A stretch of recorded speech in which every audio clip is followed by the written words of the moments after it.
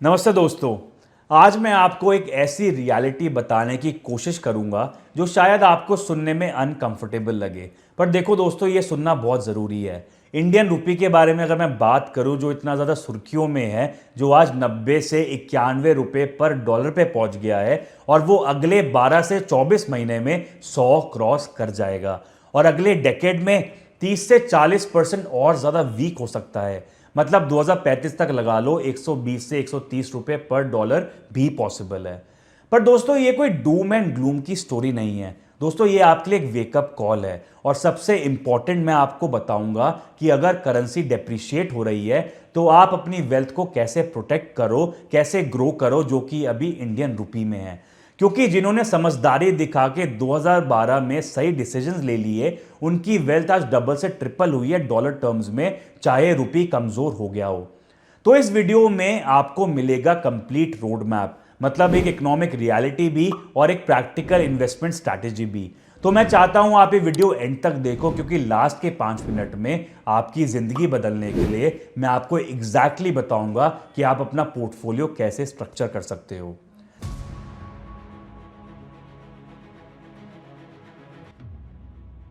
तो चलिए शुरू करते हैं पहले एक अनकंफर्टेबल ट्रूथ से ही।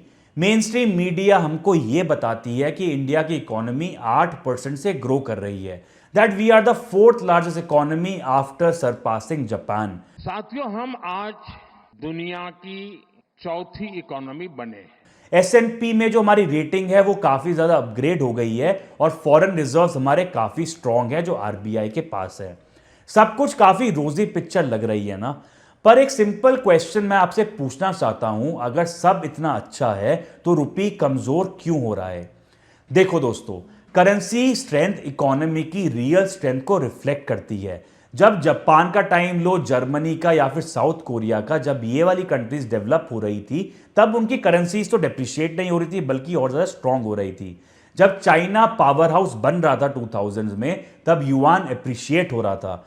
एंड इवन हमने एक बलासा सैमुअल्सन हाइपोथेसिस पढ़ी है अपने इकोनॉमिक्स में। ये थ्योरी ये बताती है कि फास्ट ग्रोइंग कंट्रीज की करेंसीज क्यों स्ट्रांग होती है। पर इंडिया का अगर मैं केस लूं तो पिछले 13 साल में रुपी ने अपनी वैल्यू का 90% खो दिया है। 2012 में जो 48 रुपए पर डॉलर पे था, आज वो 90 पर पहुंच गया है। दोस्तों, ये कोई नॉर्मल डेप्रिसिएशन नहीं है बल्कि एक सिस्टमैटिक वीकनेस है। तो भाई, फास्टेस्ट ग्रोइंग इकोनॉमी के साथ हो क्या रहा है? देखो दोस्तों, असली प्रॉब्लम यह है कि जो हमारी हेडलाइन जीडीपी ग्रोथ है और जो ग्राउंड रियलिटी है उसमें बहुत बड़ा गैप है। पेपर पे 8% दिख रहा है, पर रियल इकोनॉमी को अगर मैं देखूं तो इंडस्ट्रियल प्रोडक्शन ग्रोथ 2012 से पहले 8.4% पे था, आज 3.9% पे है। मैन्युफैक्चरिंग का जीडीपी में शेयर 18.5 से गिर के 13.5% पे रह गया है। एक्सपोर्ट का शेयर कुछ 52% से नीचे आया है। फैक्ट्री प्रोडक्शन लो, पावर कंजम्पशन लो, पेट्रोल सेल्स लो, कंज्यूमर गुड्स लो, सब कुछ हिले पड़े हैं। आईएमएफ ने इंडिया की जीडीपी की कैलकुलेशन को सी ग्रेड दिया है, मतलब ये डेटा बिल्कुल रिलायबल नहीं है। 46% वर्कर्स आज भी एग्रीकल्चर में काम करते हैं। सोचो, 21st सेंचुरी चल रहा है। प्रोडक्टिविटी गेन्स जो डिजिटाइजेशन से आ रही है वो लोगों तक पहुंच नहीं रही। कॉमन मैन की जो परचेजिंग पावर है वो सिकुड़ती जा रही है। Household debt 53% of disposable income तक पहुंच गया है। इवन बैंक क्रेडिट की अगर मैं बात करूं तो उसकी जो डिप्लॉयमेंट है वो ईयर ऑन ईयर डाउन है। तो ग्रोथ कहां पर है? मोस्टली पेपर पे दोस्तों, कैलकुलेशन में और कुछ सिलेक्टिव पॉकेट्स में। पर अगर मैं broad based real economic strength देखूं तो वो बिल्कुल भी नहीं है। अब दोस्तों, मैं एक बहुत बड़ा मिथ है जो सबके सामने बर्स्ट करना चाहता हूं, क्योंकि लोग ये बोलते हैं अरे यार, रुपया वीक हो रहा है तो ये बहुत ज्यादा अच्छी बात है। क्यों? क्योंकि इससे हमारे एक्सपोर्ट्स जो है वो कंपेटिटिव हो जाएंगे, made in India global market में सस्ता हो जाएगा, विच साउंड्स लॉजिकल, राइट? पर रियलिटी इससे बिल्कुल उल्टी है। देखो दोस्तों, अभी रिसेंटली एक्सिम बैंक ने एक डिटेल स्टडी करी और इसका जो कंक्लूजन आया वो काफी ज्यादा शॉकिंग है। जब रुपया 1% से वीक होता है, एक्सिम बैंक बोलता है, तो इंडिया के जो रियल एक्सपोर्ट्स है वो एक्चुअली 1% से गिरते हैं। मतलब वीक करेंसी से एक्सपोर्ट्स बढ़ते नहीं, एक्चुअली और ज्यादा कम होते हैं। ये काउंटर इंट्यूटिव लग रहा है, राइट? पर इसका रीजन भी काफी सिंपल है। देखो, इंडिया की जो मैन्युफैक्चरिंग है वो हेविली इंपोर्ट डिपेंडेंट है। रॉ मटेरियल्स, इंटरमीडिएट गुड्स हो, मशीनरी हो, कंपोनेंट्स हो, ये सब हम इंपोर्ट करते हैं बाकी देशों से। मैन्युफैक्चरिंग में रॉ मटेरियल की जो इंपोर्ट इंटेंसिटी है वो 33% पे है, और 56% जो मर्चेंडाइज एक्सपोर्ट है, मतलब जो गुड एक्सपोर्ट है, वो ऐसे सेक्टर से आता है जहां इंपोर्ट इंटेंसिटी की जो मैन्युफैक्चरिंग है, जो इंपोर्ट इंटेंसिटी है वो मैन्युफैक्चरिंग एवरेज से ज्यादा है। तो जब रुपया वीक होता है तो हमारे जो इंपोर्ट्स है वो महंगे हो जाते हैं, कॉस्ट ऑफ प्रोडक्शन बढ़ जाती है, और फाइनली हम लेस कंपेटिटिव होते हैं ग्लोबली। इसको ऐसे सोचो, तुम एक इलेक्ट्रॉनिक्स असेंबल कर रहे हो जिसके लिए तुम चिप्स, डिस्प्लेस, बैटरीज, कंपोनेंट सब चाइना, ताइवान, साउथ कोरिया से इंपोर्ट कर रहे हो। रुपी 10% से गिरा, मतलब तुम्हारे जो इंपोर्ट हैं वो 10% से महंगे हुए।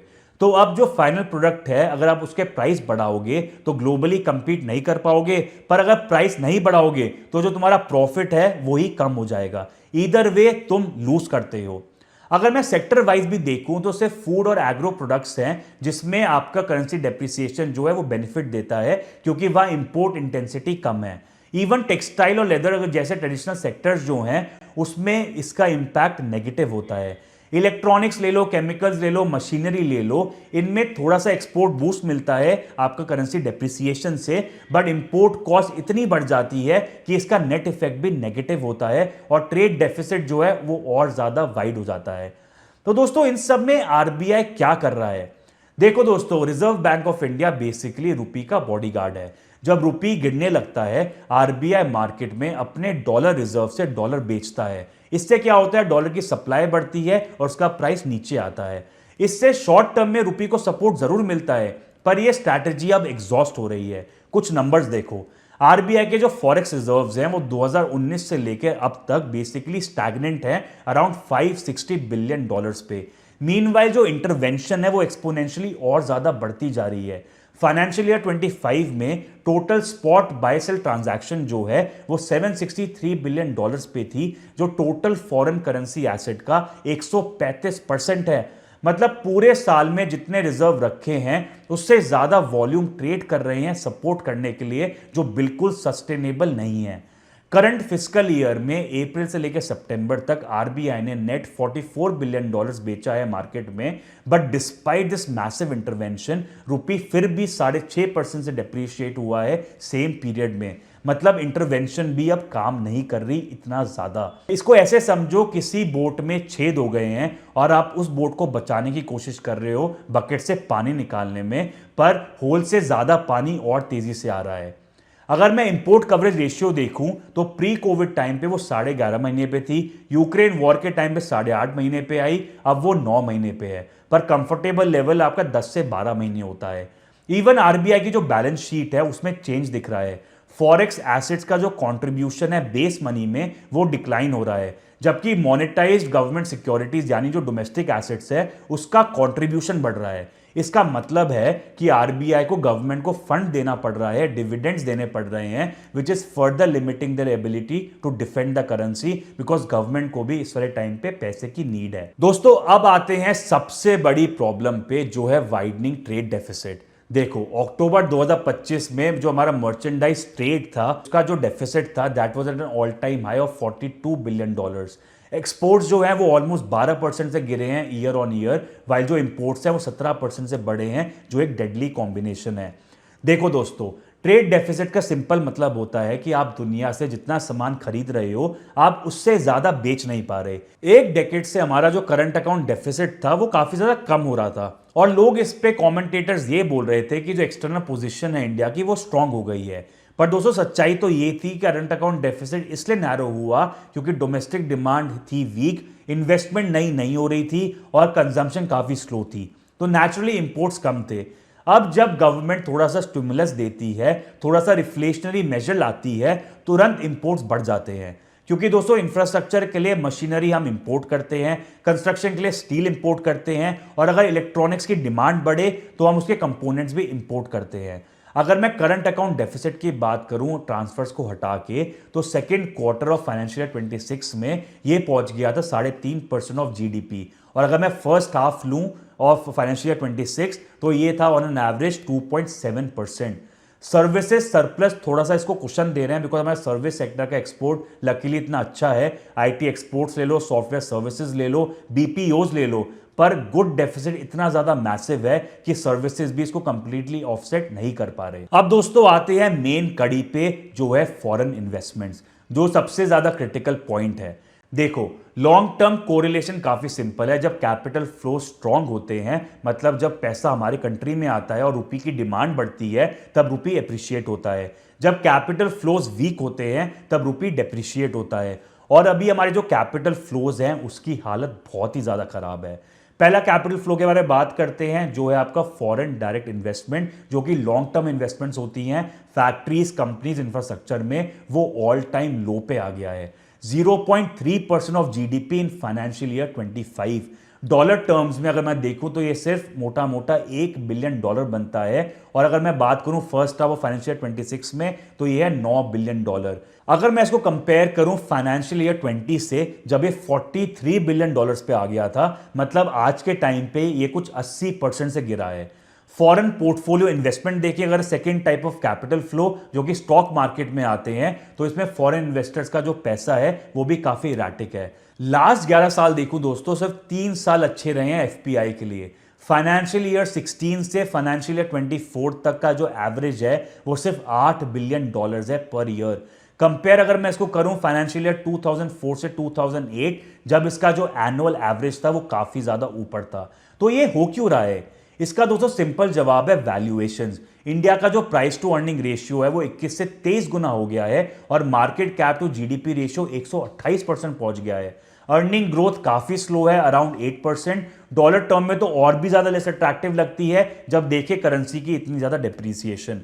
दूसरी साइड अगर चाइना से कंपेयर करो तो इंडिया बहुत एक्सपेंसिव लग रहा है। तो इस वाले टाइम पे एफपीआईज जो है वो इंडिया को छोड़ के चाइना में जा रहे हैं, जहां वैल्यूएशन रीजनेबल है और करेंसी स्टेबल है। तो दोस्तों जैसे हमने बात करी, ऑलमोस्ट अभी 91 से 92 पे चल रहा है। 30 से 40% की डेप्रिसिएशन अगर मैं लेके चलूं तो ये $100 पर डॉलर बहुत जल्दी क्रॉस करेगा। और आप ये मान के चलो 2026-27 एंड तक ये वाली चीज ऑलमोस्ट पॉसिबल है। तो अब आते हैं सबसे इंपॉर्टेंट बात पे, क्या वो प्रैक्टिकल इन्वेस्टमेंट स्ट्रैटेजीज हैं। अगर करेंसी डेप्रिशिएट हो रही है डेकेड भर से 30 से 40% से और होगी, तो अपनी वेल्थ को आप कैसे प्रोटेक्ट कर सकते हो? चलो अब एक कॉम्प्रिहेंसिव गाइड है जो मैं आपको देता हूं। सबसे पहला लेसन है जो आपको याद रखना है, that you need to embrace dollar linked assets. सबसे पहले और सबसे इंपॉर्टेंट बात, अपनी वेल्थ का एक सिग्निफिकेंट पोर्शन आप डॉलर लिंक्ड एसेट्स में शिफ्ट करो। ये लीगली किया जा सकता है मल्टीपल वेज से। इंटरनेशनल म्यूचुअल फंड्स जो यूएस स्टॉक्स में इन्वेस्ट करते हैं अंडर एलआरएस, मतलब लिबरलाइज्ड रेमिटेंस स्कीम, इस स्कीम के अंडर आप $2.5 लाख इन्वेस्ट कर सकते हो पर फाइनेंशियल ईयर पर इंडिविजुअल अब्रॉड। अगर ये नहीं तो आप डायरेक्ट भी यूएस के स्टॉक्स खरीद सकते हो। ये सब डॉलर डिनोमिनेटेड है, तो जब आपका रुपया वीकन होगा, ऑटोमेटिकली आपके पोर्टफोलियो की जो रुपये की वैल्यू है वो बढ़ जाएगी। सेकेंड इंपॉर्टेंट लेसन है एक्सपोर्ट ओरिएंटेड इंडियन स्टॉक्स। अगर आप प्योर इंडियन इक्विटी में ही रहना चाहते हो और बाहर इन्वेस्ट नहीं करना चाहते, तो एक्सपोर्ट ओरिएंटेड सेक्टर्स पे फोकस करो। इसमें आते हैं आपके आईटी सेक्टर, जैसे टीसीएस है, इन्फोसिस है, विप्रो है, एचसीएल है, टेक महिंद्रा है। दोस्तों मैं कोई कंपनी को प्रमोट नहीं कर रहा, मैं बस आपको एग्जांपल दे रहा हूं। दोस्तों ये वो कंपनीज हैं जो 70 से 80% रेवेन्यू अपना डॉलर में कमाती हैं। तो जब रुपया वीक होता है तो उनका जो रुपी रेवेन्यू है वो ऑटोमेटिकली बढ़ जाता है विदाउट एनी एक्स्ट्रा एफर्ट।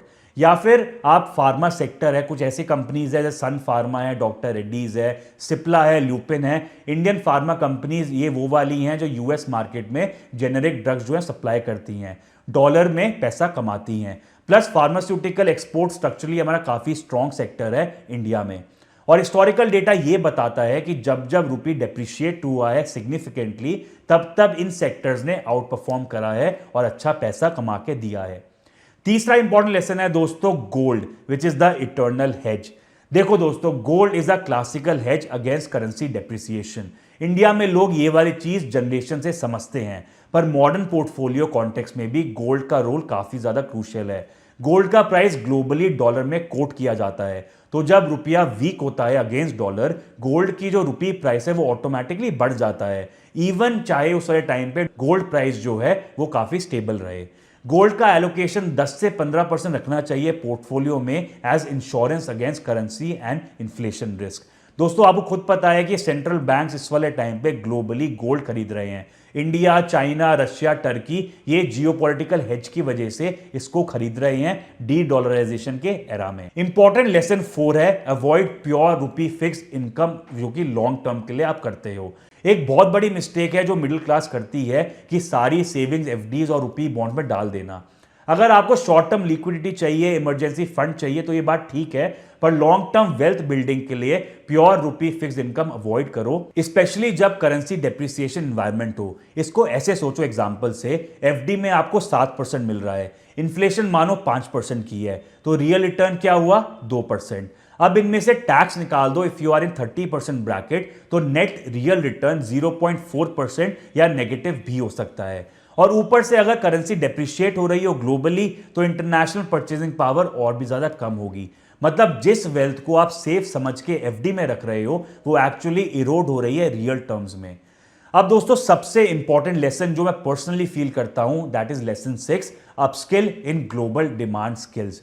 ये डायरेक्ट इन्वेस्टमेंट नहीं है पर सबसे इंपॉर्टेंट इन्वेस्टमेंट है, जो इन्वेस्टमेंट आपके खुद के स्किल्स पर है। अगर आप या फिर आपके बच्चे ग्लोबली डिमांडेड स्किल्स डेवलप करते हैं, जैसे कोडिंग हो गया, डेटा साइंस हो गया, डिजिटल मार्केटिंग हो गया, कंटेंट क्रिएशन हो गया, फाइनेंशियल एनालिसिस हो गया, तो आप ग्लोबल मार्केट में काम कर सकते हो, पैसा कमा सकते हो डॉलर्स और यूरोज में, फ्रीलांस भी कर सकते हो इंटरनेशनल क्लाइंट्स के लिए। ये प्रोबेबली बेस्ट हेज है करेंसी डेप्रिसिएशन के अगेंस्ट, क्योंकि आप इसमें पैसा कमाओगे डॉलर्स और यूरोज में। और इसके लिए काफी ज्यादा प्लेटफॉर्म्स हैं, अपवर्क है, फिवर है, टॉपटल है, remote.co है, या फिर एमएनसीज में काम करके फॉरेन पोस्टेज आप टारगेट कर सकते हो। इंडियन आईटी प्रोफेशनल्स अब्रॉड जाके कितना कमाते हैं और कितना सेव कर पाते हैं वो केस स्टडीज देख के अब बेटर क्लैरिटी ले सकते हो। लेसन नंबर 7 है दोस्तों, डाइवर्सिफिकेशन इज द किंग। सबसे इंपॉर्टेंट प्रिंसिपल है डाइवर्सिफाई करो। एक ही एसेट क्लास में, एक ही करेंसी में, एक ही ज्योग्राफी में अपना पैसा मत डालो। अब आते हैं दोस्तों लास्ट लेसन पे, which is don't time the market, systematically build. बहुत लोग दोस्तों ये सोचते हैं अरे जब रुपी 100 हो जाएगा तब इन्वेस्ट करूंगा इंटरनेशनल फंड्स में। ये टाइमिंग गेम मत खेलो। डॉलर कॉस्ट एवरेजिंग यूज करो, एसआईपी मतलब सिस्टमैटिक इन्वेस्टमेंट प्लान स्टार्ट करो और इंटरनेशनल म्यूचुअल फंड में इन्वेस्ट करो। मंथली कंसिस्टेंट इन्वेस्टमेंट करते रहो। करेंसी मार्केट्स बहुत ही ज्यादा वॉलेटाइल है शॉर्ट टर्म में, अगर आप टाइम करने लगे you will miss the opportunity. Best approach दोस्तों ये होती है अभी से स्टार्ट करो, कंसिस्टेंटली इन्वेस्ट करो और लॉन्ग टर्म कंपाउंडिंग का बेनिफिट लो। रिमेंबर हमने 100 का टारगेट रखा है 1 से 2 साल में जो रुपया पहुंच जाएगा अगेंस्ट डॉलर, पर डेप्रिसिएशन एक कॉन्टिन्यूस प्रोसेस है, इसलिए वेटिंग का कोई पॉइंट नहीं है। देखो दोस्तों ये वीडियो का ऑब्जेक्टिव आपको डराना बिल्कुल नहीं था, ऑब्जेक्टिव है आपको अवेयर करना और एम्पावर करना। करेंसी डेप्रिसिएशन एक रियलिटी है जो हम चेंज बिल्कुल नहीं कर सकते एज इंडिविजुअल इन्वेस्टर्स, पर हम अपनी वेल्थ को प्रोटेक्ट और ग्रो जरूर कर सकते हैं स्मार्ट डिसीजन लेके। जिन इन्वेस्टर्स ने 2012 में यह समझ लिया था और इंटरनेशनल डाइवर्सिफिकेशन करी थी, उनकी वेल्थ डॉलर टर्म्स में प्रिजर्व रही और रुपी टर्म्स में मल्टीप्लाई हुई। जो सिर्फ डोमेस्टिक एफडीज और प्रॉपर्टी में पड़े रहे उनकी रियल वेल्थ इरोड हुई। अगले 10 साल में ये डाइवर्जेंस और बढ़ने वाला है, तो एक्शन लो, इन्फॉर्म्ड रहो, डाइवर्सिफाइड रहो, पेशेंस मत लूज करो और most importantly invest in yourself and your skills, क्योंकि सबसे पावरफुल हेज करेंसी डेप्रिसिएशन के अगेंस्ट है ग्लोबली रेलेवेंट स्किल डेवलप करना, जो आपको ग्लोबल मार्केट में पैसा कमाने के लायक बनाए। अगर ये वीडियो आपको हेल्पफुल लगी हो तो डेफिनेटली लाइक करो, शेयर करो अपने फ्रेंड्स एंड फैमिली के साथ and don't forget to subscribe to our channel. This is your host, this is your friend Aditya Gupta. मिलते हैं नेक्स्ट वीडियो में, till then take care, thank you.